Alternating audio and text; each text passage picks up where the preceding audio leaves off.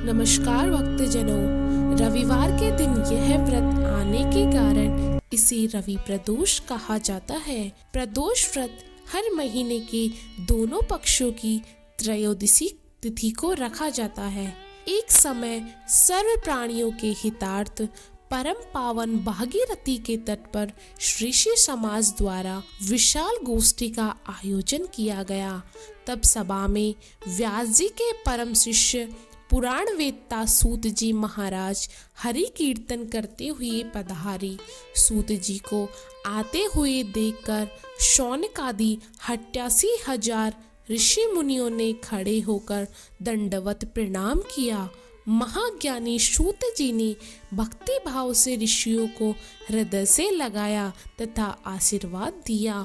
विद्वान ऋषिगण और सब शिष्य आसनों पर विराजमान हो गए।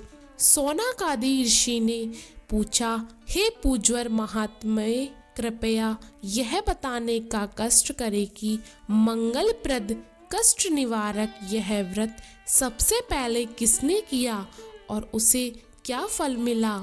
श्री सूत जी बोले, आप सभी शिव के परम भक्त हैं।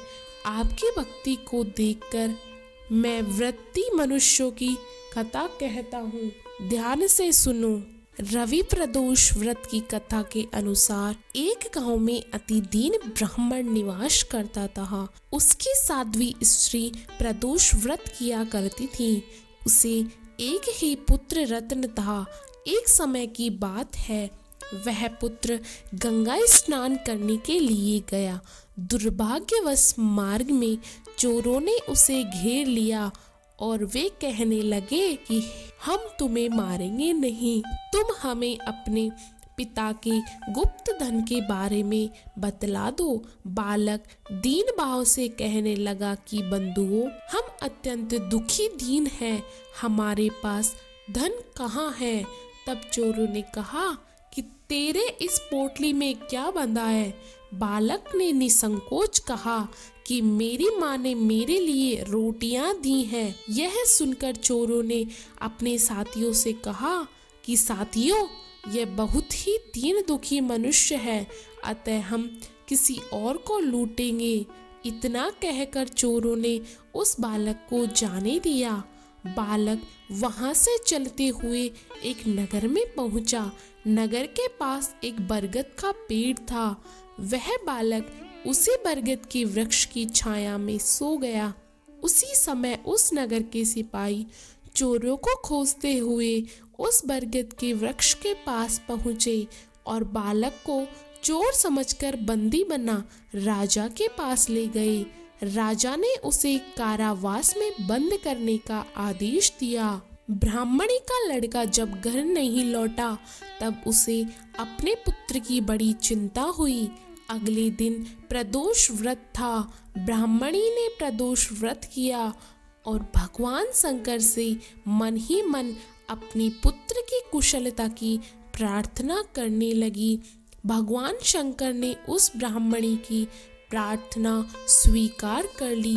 उसी रात भगवान शंकर ने उस राजा को स्वप्न में आदेश दिया कि वह बालक चोर नहीं है, उसे प्रातःकाल छोड़ दे, अन्यथा उसका सारा राज्य वैभव नष्ट हो जाएगा।